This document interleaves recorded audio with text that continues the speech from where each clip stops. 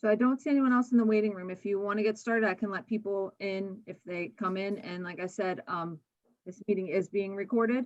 So they'll be able to catch up where they filled in at. Let them in. So we ready to start? Yep. All right, let's start with introductions. Thank you, everybody who's part of this meeting tonight. You know, everybody's time is valuable, especially when it's beautiful outside. You don't want to be out taking walks or doing something rather than looking at your computer screen inside. So thank you for joining us tonight. I am Chad Camburn. I work for Burchett Associates Engineers. We are the borough engineer in charge of this project. Jamie Snyder here, top left, at least on my screen, is the assistant borough manager. We have Steve Fickert, who's the public works director, and Mike DeFinis, the borough manager. So that is all the borough representatives on this call at this point. So at this point, what I would like to do is share my screen, and I have some slides that I want to present. And let me just say that I would like to hold off questions till the end so that we can get this thing done in a reasonable amount of time rather than back and forth. But certainly if you have any questions as we go, you know, I have a lot to say here. If you have any questions, write them down or remember them. Certainly there will be an opportunity at the end to ask questions of all the borough participants here. We don't want to leave anybody out. So let me see if I can share my screen here. Right.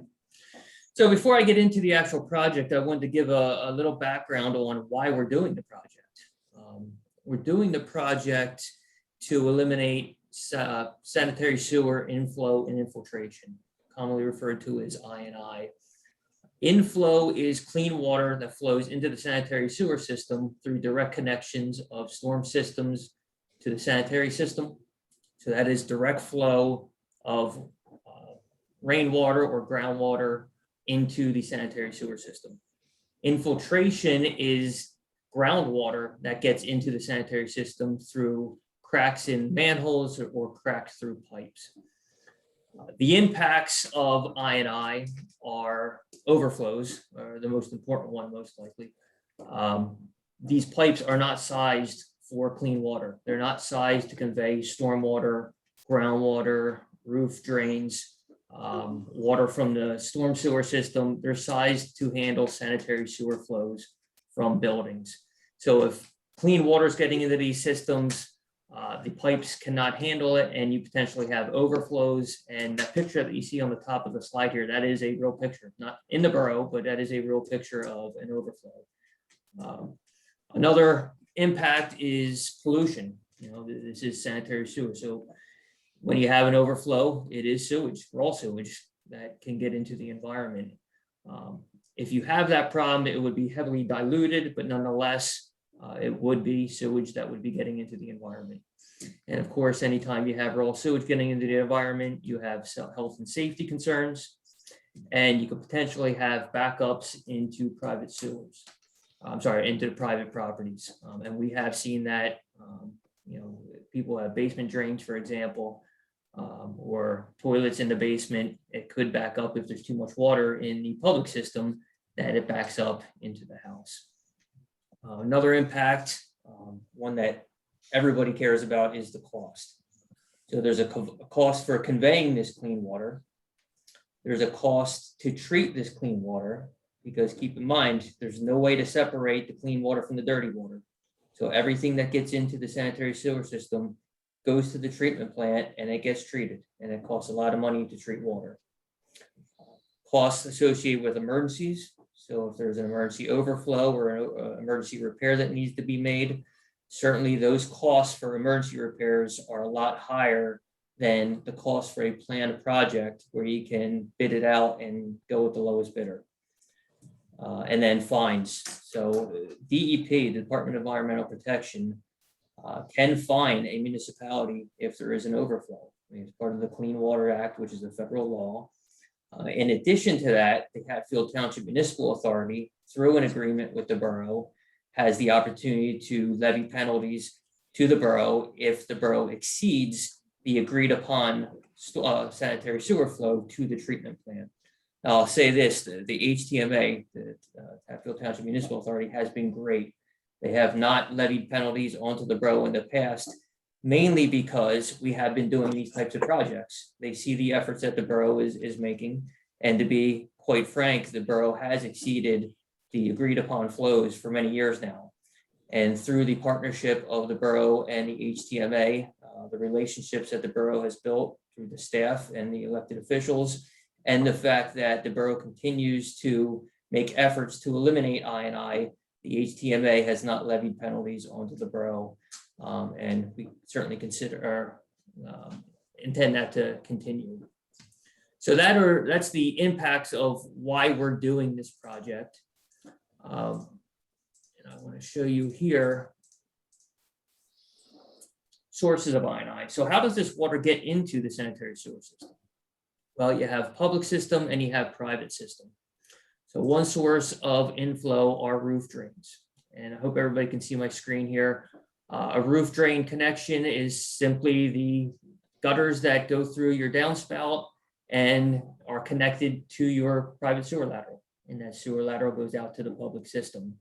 And if you can imagine how much water gets into those gutters and into those downspouts in even a decent sized rain, that is a heck of a lot of water, clean water that could get into the sanitary sewer system. So, you know, I'm going to preface this by saying most of these can be easily fixed. Most of these things that I'm going to bring up here can be easily fixed, and I highly encourage if anybody thinks they have any of these occurring to please notify the borough. We're not going to penalize you. We're not looking at that. We're looking to help you get rid of this source of inflow in the easiest way possible. Particularly, I'll say older houses, you know, that were built prior to the Clean Water Act, for example, they may have these. And it wasn't illegal back then. Nowadays, it is legal for this reason that I'm talking. So that's an example of roof drains, a foundation drain. Most houses, if not all houses that have basements, have foundation drains along the outside. As simply to get groundwater away from their basements so that it doesn't go into the basements. Again, older houses, a lot of them may have those foundation drains connected directly to the sanitary sewer system, which provides water into the sewer system. Sump pumps are another common form of inflow. And again, imagine the amount of water that comes through a sump pump. Most of them are designed for 40 to 50 gallons per minute. A couple of those kick on at the same time and you're flooding your system at that point. So again, another way to potentially easily get rid of that sump pump connection is simply cut the pipe above grade and discharge it onto your lawn like everybody else does. Clean outs or yard drains. Everybody should have either a clean out or a vent or both in your property. It's simply the 4-inch pipe that's sticking up out of the ground that everybody hates milling around. It's there for a reason. Sometimes people get tired of milling around them and they cut them down to ground level. Sometimes there are broken caps and they essentially act as yard drains at that point. Again, that's water that's coming off of the property that's not meant to get into that pipe. Building sewers, also known as private laterals, are the pipes that go from the house or the building to the public sanitary sewer system. Those pipes a lot of times are clay cracks. As Mike likes to say, there's two types of clay pipe, the type that's cracked and the type that's going to crack. So at some point in time, if it's not already cracked, it will. And any cracks in pipes are going to allow groundwater. This would be an example of infiltration, groundwater getting into the sanitary sewer system. And then finally, roots, or root intrusions. Roots like water, roots need water, roots will find water. So any small crack in a pipe, roots will find them, roots will get into them, and they will use that as a source of water, particularly in the dry times. And I'm going to show you here in a second an example, and it's actually a common example of roots getting into a sewer pipe. So those are all examples of I&I into the private sewer system. What the borough is focusing on at this point with this project is I&I into the public system. So one example would be cracks or breaks in the sewer main. That's the main in the road. It also includes the pipe that goes back to the right-of-way line, which on these streets that we're going to talk about, Orchard and Forest, is roughly the back of the sidewalk. So the borough owns all the pipes and manholes within the road to the back of the sidewalk. Everything behind that to the houses is private. And then finally, the sewer manholes themselves could have breaks or cracks, and we'll be replacing them as well. So to conclude this slide, if you can see my screen here, you see a lot of opportunities for clean water to get into the sanitary sewer system, and that's what we're looking to eliminate with this project. This here is an example, and it's a real example of root intrusions into a private sewer pipe. This is actually in the borough. Now, we've seen better, we've seen worse, but this is an example of roots getting into the sewer system, wanting to find water, and in addition to cracking the pipe, these roots are going to grow. They're just going to cause more and more cracks and larger cracks in this pipe. But in addition to that, you can see that's easily a potential for backing up debris back into the house. And in this case, I believe that was the case. I don't recall where exactly this was, but I know it was in this area of the borough.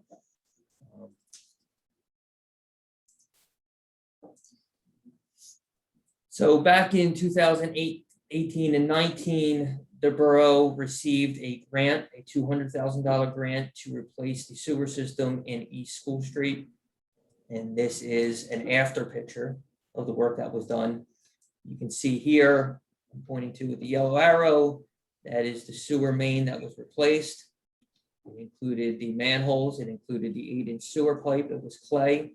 And then all these, zoom in here, all these are the laterals that were replaced back to the back of the sidewalks. Okay. This is essentially what Forest and Orchard is going to look like at the end of this project we're discussing, up until the time that the borough repaves the entire road. What you see here, these brighter areas or the white areas are simply the replaced sidewalk. So the laterals are going to be replaced to the back of the sidewalk. In order to do that, the contractor will need to cut the sidewalk and they'll replace it as part of the borough funding. This is a copy of our contract drawing. So this project is ready to go out to bid as soon as the county gives us the go-ahead. We need the county's approval because the borough was also successful in getting a grant for this project. Again, another $200,000 grant towards replacing the public sanitary sewer system on Orchard and Forest. This is one of the few areas in the borough that they're eligible for this grant, so it's great that they're actually successful in getting it. What you see in red are the sewer system. There's the sewer system that's going to be replaced with this project. The entire main along Forest Way. 1, 2, 3. Let me grab the arrow here. 1, 2, 3 manholes. And again, the 6-inch laterals to the backs of the sidewalks. This manhole is going to be slightly moved to shorten the system in order to tie these 2 laterals into the manhole. It's easier to maintain those laterals and televise if we ever need to. So we like to tie them directly into the manholes. And this manhole over here will be shifted slightly because the entire main along Forest Way is adjacent to the curb. And what we would like to do is get it away from the curb so that we hopefully don't have to replace that entire length of curb. So we want to abandon that pipe in place, install a new section of pipe away from the curb so that we're not replacing, I think it was 325 feet of curbing, because that adds a lot of cost to the project. That's the intent of this. This here is an example of what the properties will look like. I believe this is one of the properties on East School Street. This is a new clean out test tee that will be installed and may be a little closer to the sidewalk. It may or may not, depending on the condition. But this is roughly what each of your properties will look like if you do not replace your pipe back to the house. You can see here is the existing vent or clean out. We do not go back that far under the public funds. We do need to install this roughly at the right-of-way line because the contractor is required to test all the new pipes that they install. It's an air test. They'll drop a plug down here. Everything from here into the roadway will be air tested. It's pressure tested, it's called. They pressurize the pipe, they maintain that pressure for 5 minutes. If it loses pressure, we know there's a leak somewhere. We have to find that leak and have it repaired. Again, all the contractor's cost, because it means they made a mistake somewhere. Okay. So just to summarize the project, the public work includes replacing 850 feet of 8-inch sewer main, replacing 3 manholes, replacing roughly 350 feet of 6-inch sewer laterals back to the back of the sidewalk, installing new 6-inch test tees, these guys here, at the backs of the sidewalk for each of the properties. They will replace any curbing and sidewalk that is damaged due to their construction. So again, for example, each of these will have a section of sidewalk replaced. The curbing, a lot of times they try to tunnel under, and most of the time they're successful in doing that because they don't want to replace the curbing. If they can do that without damaging it, that's not a problem. We allow them to do that. If it's monolithic curbing, which I don't believe there is along this, then they would have to tear that out. But I think all of this, they'll probably most likely attempt to tunnel under. The borough also has a private sewer replacement program. It's a great program that we've seen incredibly effective and successful in the past. A number of your neighbors along East School Street took advantage of this program. What we do is, as part of this public bidding process, we, as an alternate, we include items for replacing the private sewers back to the houses. So it's a lineal footage or a unit cost bid, so that we get a cost per lineal foot to replace your private sewers, okay? And then the borough has an agreement that they would provide to you as far as a reimbursement back to the borough. So this would be funded upfront by the borough through the contract cost, but be refunded through a payment program from you back to the borough. And Jeannie's going to get into that discussion in a brief minute here. The benefits to the private homeowners in doing that is, one, the borough's doing all the dirty work. We're funding the contractor. It's low bid.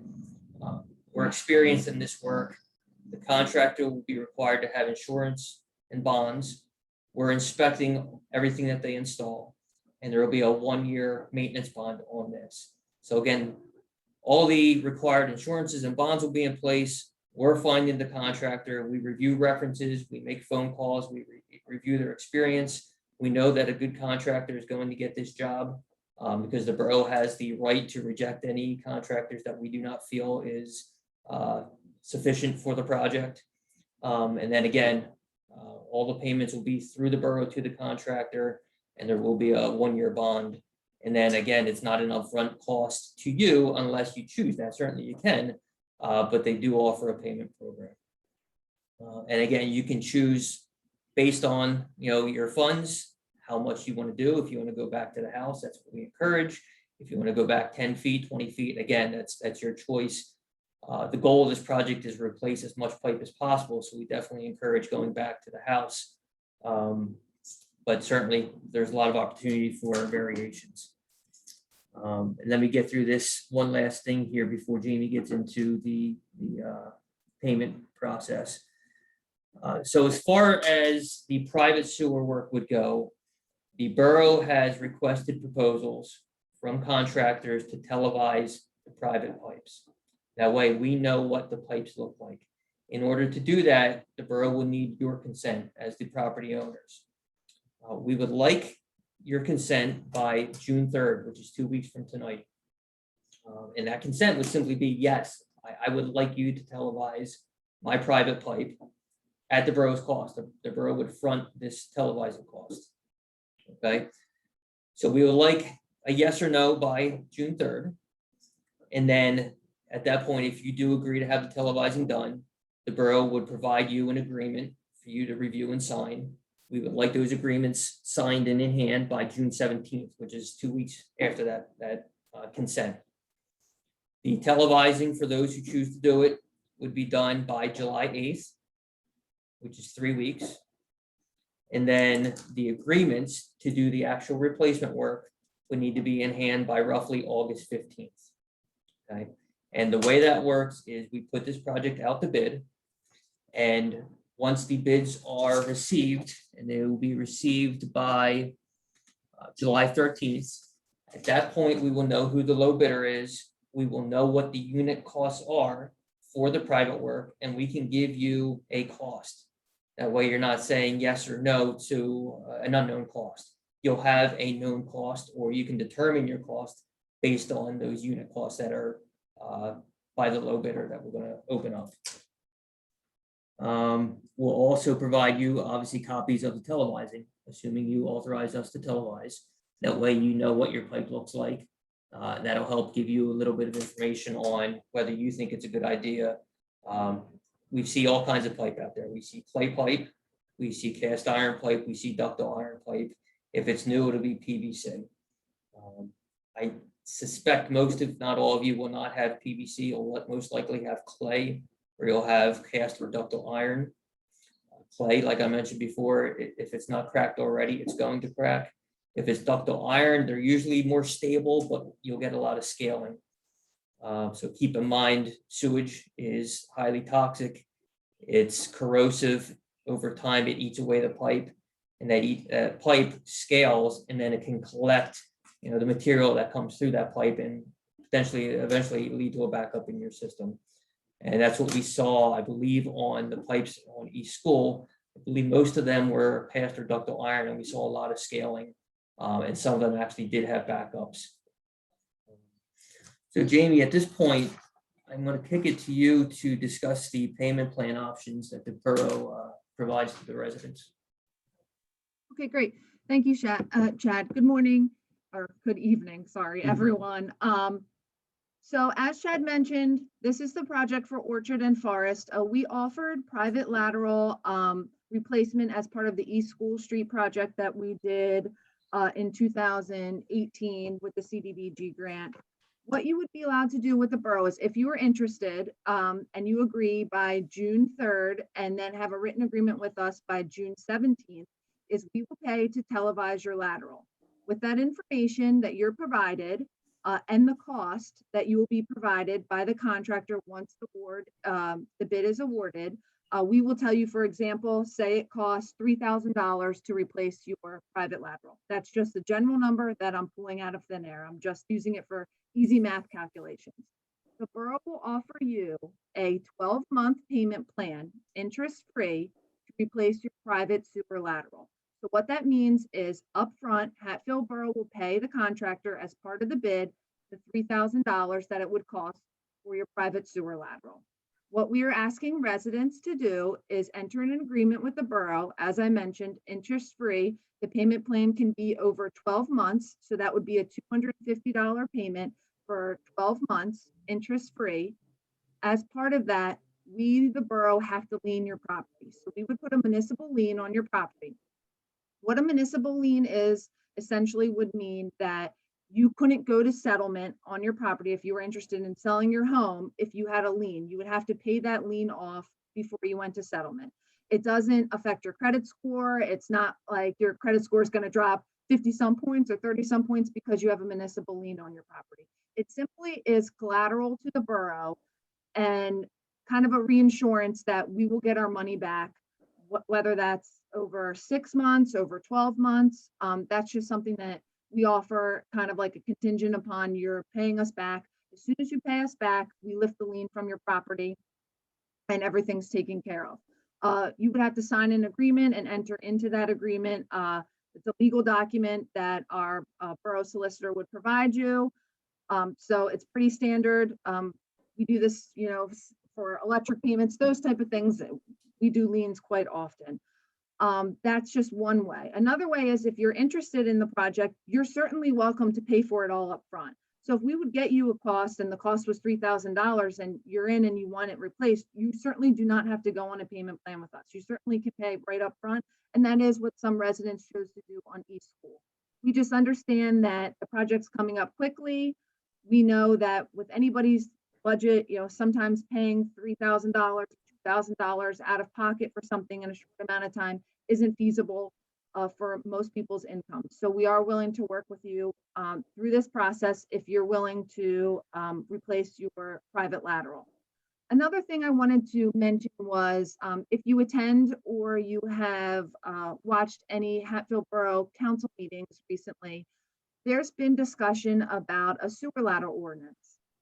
This hasn't been voted on. It has not been advertised. It's just a general conversation that we've been having because the Department of Environmental Protection, DEP, is also concerned about inflow and infiltration. The exact things that Chad mentioned earlier is something that is a major concern. We transfer all of our sanitary sewer to Hatfield Township Municipal Authority. We pay them for that. We're in an agreement for that. But DEP monitors everything that we send through our system, and we pay for everything that goes through our system.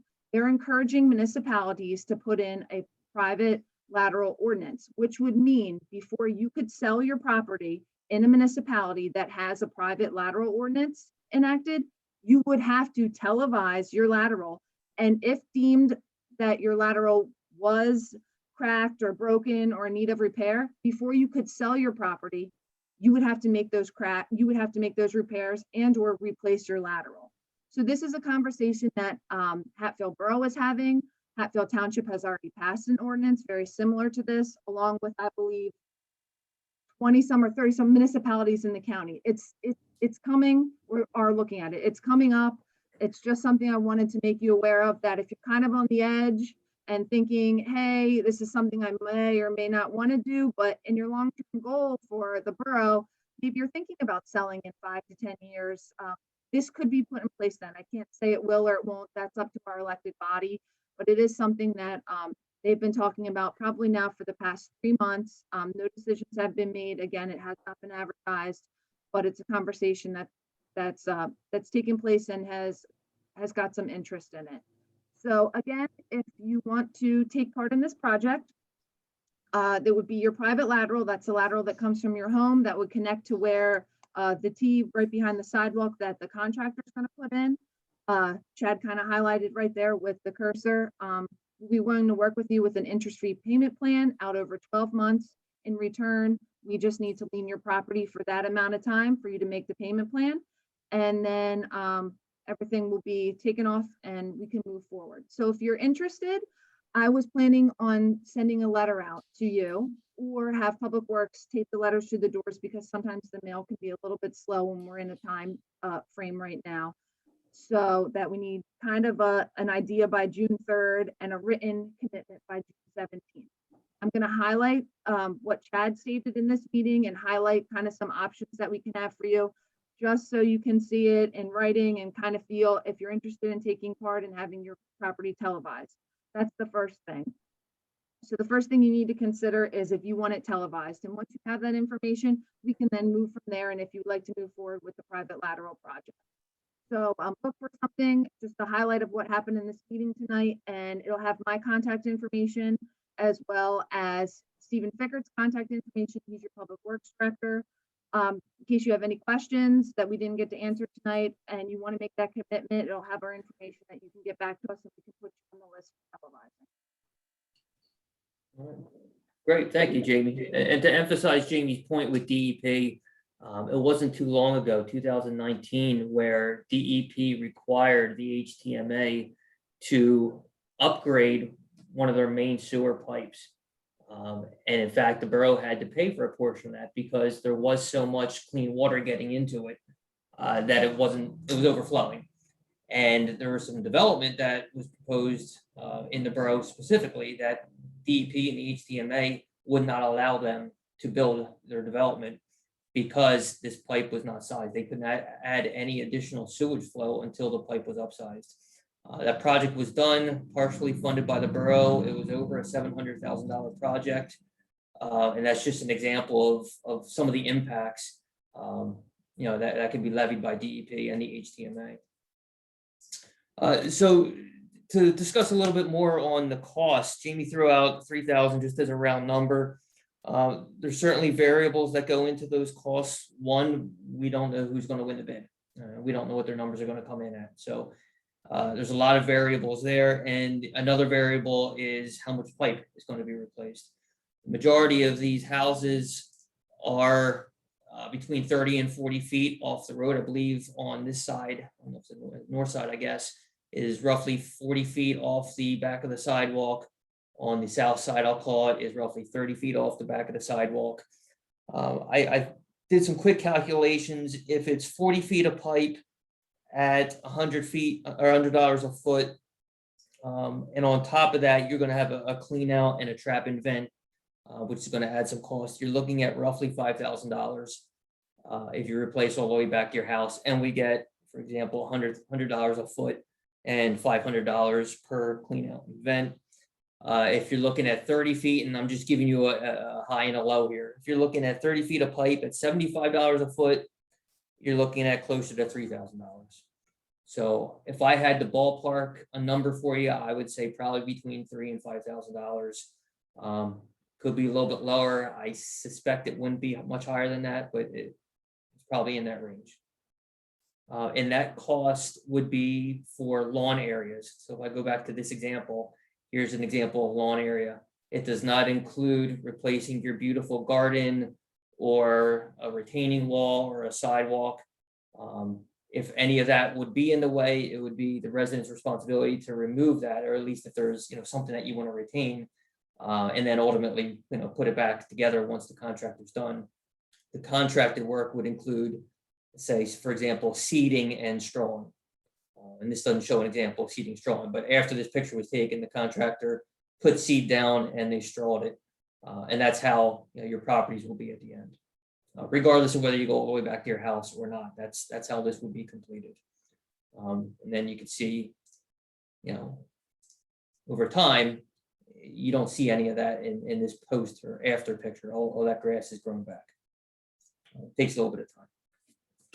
So as far as the timeline goes, we want to advertise for bidding on June 17th.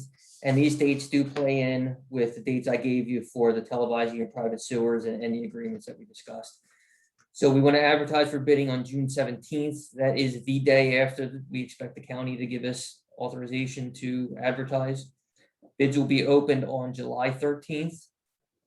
The contract would be awarded on July 21st.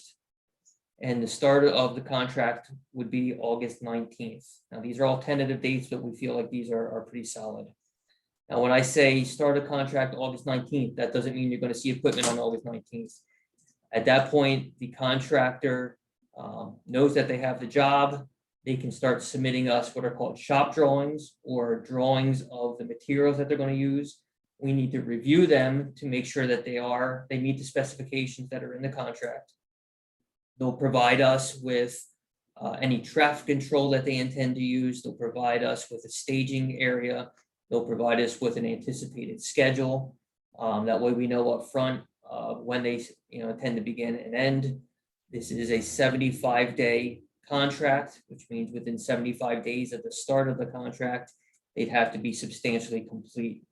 And that date would be roughly November 2nd. And with substantial completion means all the pipe work and sewer system would need to be completed by November 2nd. Okay. Now, during construction, we all know construction projects, there's going to be, equipment out there. There will be equipment in this road. If you look at, where the sewer line exists, it's roughly down the middle of the road. There will be, equipment and materials that are going to be in your way. There will be a burden to you to some extent. The road will certainly be open to all of you. Of course it will. But what that means is please plan ahead accordingly. With this equipment out there, there's going to be piles of stone. There's going to be pipes. There's going to be their construction equipment. They may need to move to get out of your way. My suggestion would certainly be if you're going to leave, give us a couple minutes of a notice, say, hey, flag us down, say we're going to be leaving here in a couple minutes. That'll give them an opportunity to move whatever they need to move out of your way. They may need to put a steel plate over the trench so you can drive over it. Certainly they will accommodate you. We can't keep you from getting in and out of your property, and we certainly don't want to. But just keep in mind it may take a minute or two to move some things out of your way. During construction, the trench will be paved each night. It'll be a temporary paving. We require 2 inches of cold patch, which is, material that can be stored on site and put down each night. That way you're not kicking up stones as you're driving down the road every night. That will be in place before they leave the site every single day. You will have sections of your sidewalk when they get into the lateral replacements that will be removed. And it's just the necessity of doing the work. But at the end, once all the pipe work's done, like I mentioned before, the contractor is going to, put in new sidewalk for the sidewalk that's been damaged. And they will do new paving of the trench areas. So everything over top of the pipe. If, for example, the trench is a 5-foot wide trench to install the pipe, you're going to have a 7-foot wide paved full depth trench. So it's going to be 6.5 inches deep of asphalt material. We do that because we need to bridge the ground. So if it's 5-inch, we require a 1-foot cutback on each side. So you'll have a 7-foot wide trench. And depending on how good the contractor is, with their excavation, some have 4-foot wide trenches, some have 6-foot wide trenches. It depends on the equipment they use and how much time they want to take into being doing a real nice clean job. So that's what you're going to see at the end. And again, you can see here on East School Street, that's the trench and each of the trenches for the laterals. At the end of construction, like I mentioned, you're going to have a full depth course of the width of the trench. Sidewalks will be replaced, or any damaged curbs will be replaced. Your properties will be seeded and strawed wherever they do any kind of work in your properties, and you will have this pipe sticking out of the ground. If you do have your private pipes replaced back to your house, for example, this would be actually back further wherever we make the connection to your pipe coming out of your house. And if we do it back in your property, it'll be a 4-inch diameter pipe rather than a 6-inch diameter pipe. The pipes that come out of your houses are 4-inch. They transition to 6-inch roughly at the curb line. And then 6 inches then out to the sewer main, which is 8 inches. This transition would occur just before or on the house side of this pipe sticking up, which is why this would be a 6-inch pipe. Again, if you go back here, it would be a 4-inch and then it would transition underground to a 6-inch at the sidewalk. The contractor is required to televise the surface prior to staging any equipment or materials. That way we know exactly what this looks like before they do any work out there.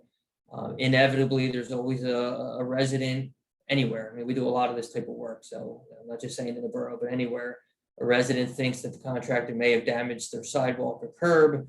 That way, if we require them to televise up front, which we always do, we have some proof. We have proof of whether, yes, it was damaged before they did their work, or no, the contractor did in fact damage it. It just protects everybody. It protects you, the residents, it protects the borough, and it protects the contractor. So we will have documentation of this site conditions before they do any work. At the end of this project, the borough is planning to repave all of East School Street, Forest Way, and Orchard Lane full width. So you will have brand new roads, and we're looking at, I believe, 2022, if I'm not mistaken, that work would be done. So at the end of this project, likely sometime in 2022, all of East School Street, Forest Way, and Orchard Lane would then be repaved with a new top coat. So you'll have essentially brand new roads. And that's why East School Street hasn't been repaved yet, because we want to do it all as one project. We knew Orchard and Forest was going to get done sometime here in the near future. We didn't want construction equipment driving over a brand new road, and you certainly get a benefit of cost if you do it all at once as opposed to piecemeal. So at this point, before I get into any questions, I'm going to ask the borough staff if you have anything, if I missed anything or anything you want to add. And then at that point, we'll open up the questions from residents.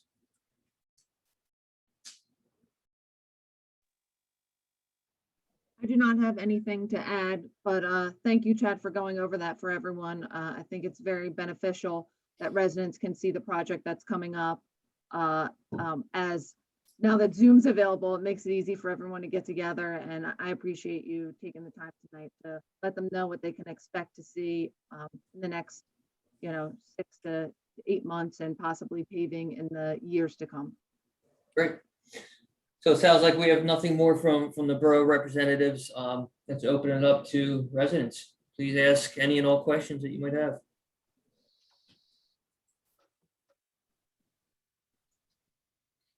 First question I would have is how about interruption of service while construction is taking place? Is there going to be a time when we'll not be able to use water or whatever while, are we going to be notified? How's that going to work? No, we will not be impacting your water line. If by any chance there's a water line that's not marked and the contractor accidentally hits it, then certainly we would, notify you. That's rare that happens. These are all underground utilities, so if they're not marked, the contractor doesn't expect to be there. But no, there should be no interruption to your water system. There's a fire truck I told you about, excuse me. So there should be no. I was pretty much referring to like flushing toilets and using, washing clothes and those kind of things, because it's going down the sanitary sewer line. I assume at some point in time you have to open up where the pavement is to connect, so. Correct. There should not be an interruption. If there is, we'll certainly notify you, and if there would be, it would not be long. They can make these connections pretty quickly. But we would certainly knock on your door before that was the case. The work timeframes are, I believe, 7 to 5. So if you're going to be doing any wash, if you do it after those timeframes, certainly there will be no impact. Every night the sewer system will be reconnected. So there's no time that the contractor is not on site where you will not have an effective, active sewer system. I guess my next question is, the way you started the presentation talking about rainwater and runoff, I'm pretty sure a lot of the houses on this street over here do have connections that go into the sanitary sewer pipes. So that would be our responsibility to disconnect those before this happens, or would that happen while this is going on, or what's the situation there? If you're aware of that condition now, it should be disconnected immediately. So I would ask you to go out and.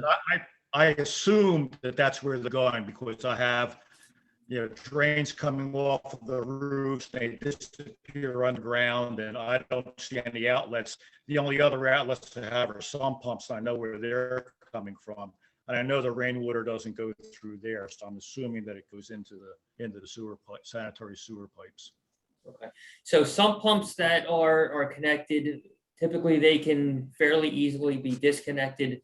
Any houses that have sump pumps, the pipe runs vertically up the basement, out through above the foundation wall, and then I'm sure you've seen it. It discharges to the ground. Your roof drains, they're easy to disconnect. You cut it off and you put an elbow, to drain it onto the ground. There are ways to determine if they are connected to sewer system. We can dye test it. So it's simply putting dye into the roof drain and looking in the sewer system. If you see colored water come through, we know it's connected. So certainly if anybody suspects that they have direct connections, please notify the borough. Again, we're not looking to punish you. We're simply looking to, get rid of this issue. So contact the borough. These houses were built back in 1964, so I mean, it's a lot of things were allowed back then that aren't allowed now. So I'm sure a lot of people have the same situation.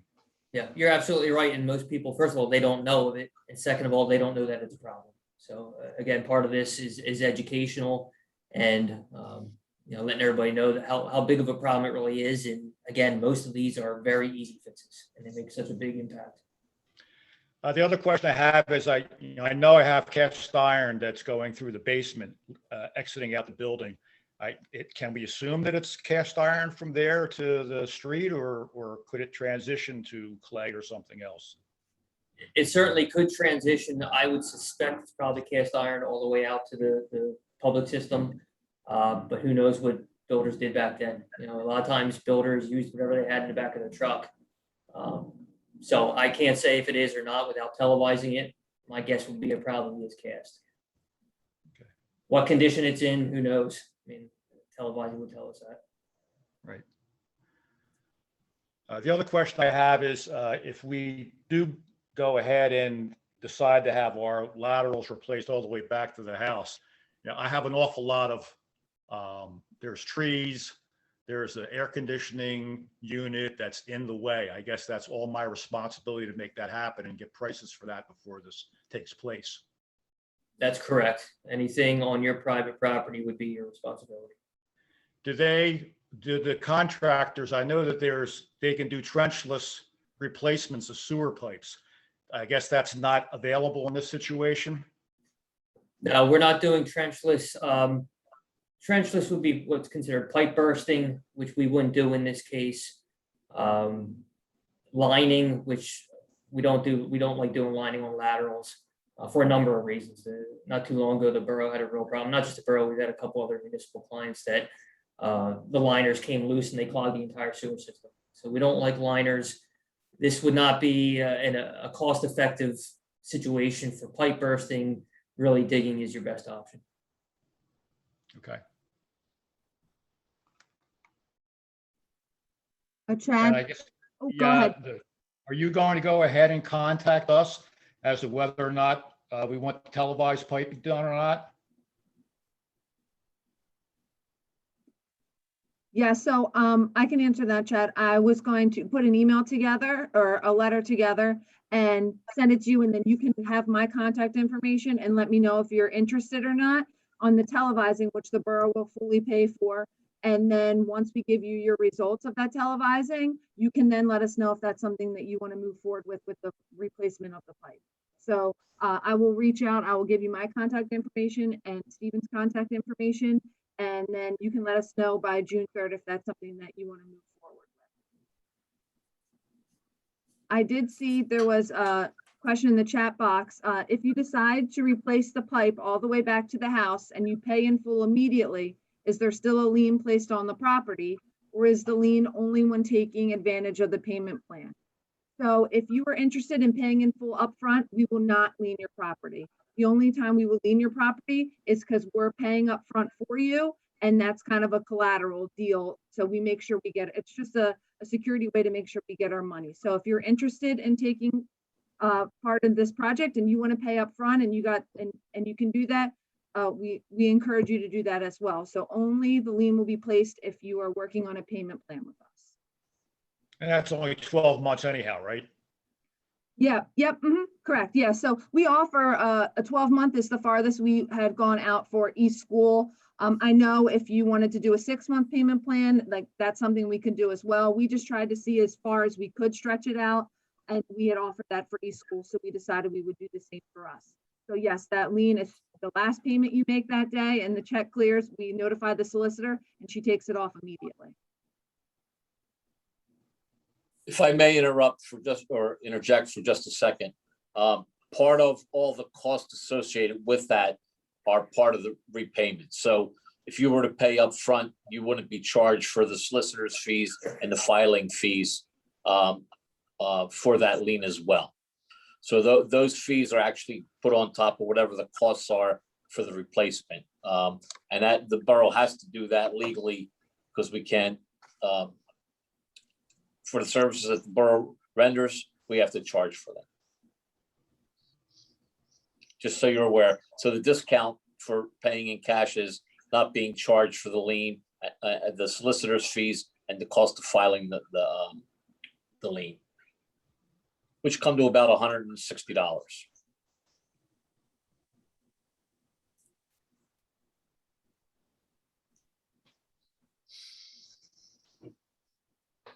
Okay. Any more questions that you see, Jamie, in the chat? Yes, I see. Can we get a copy of the proposal / map? In other words, the slides that you're seeing tonight? I don't see any reason why not.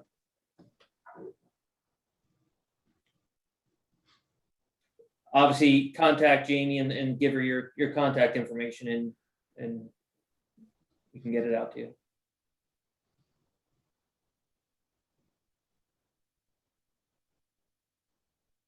Bruce, do you have a question? But you're on mute.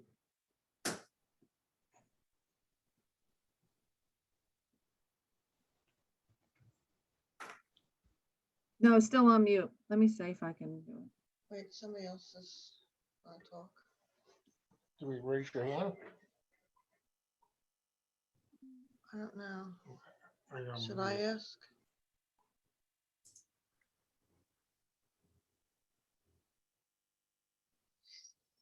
Yeah, I have a question. Okay. Can you hear me now? Yes, I can. And then Miss Okay. Lewis, we'll get to you next, okay? One quick question is, if we are going to give a consent to televise by June 3rd, are they going to have the street? I mean, how's June 3rd work as a date for consent to televise? So June 3rd is, what we need to do is we need to fit this into the timeline of the contract. So June 3rd is when the borough needs essentially a list of the properties who are interested. And then from there, we have 2 weeks to get an agreement worked out with those who are interested. So nothing, you're not going to see any work out there on June 3rd. It's simply a deadline that the borough is providing so that we can meet our contractual timelines to get this done. So by June 3rd, they're looking for a yes or a no. That's all they're looking for. Okay, and I understand that. So when they do the televise from the sewer to the house, are they going to have the street already pulled up by then? Or how do they do the televise system? They stick a camera down the clean out. So it would be, for The example, current, the current clean out. exactly. Yep. Okay. Okay, Exactly. that answers that. Thank you. So it goes both ways. It goes from the clean out to the house and then the clean out to the road. Yeah, they attempt to. Sometimes if there's a trap in there, the camera head cannot maneuver through that trap. So that would be one difficulty that they could have. But as long as they can maneuver through the trap, or if there is no trap, then they can go in both directions. Thank you. Sure. Ms. Lewis? Yeah, hi. I just had a logistics problem. Not a problem, question.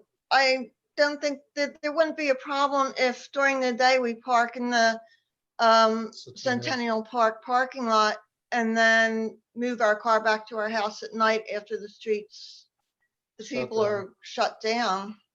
Would that be an option? I mean, it wouldn't be a problem as far as the borough is concerned, would it? No, Mrs. Lewis, that wouldn't be a problem at all. The Centennial Park parking lot is open basically from dusk till dawn, so anybody can park in there at any time, basically during daylight hours. So that would not be an issue at all. Okay, so that's a good option if anybody else wanted to do that. Thank you.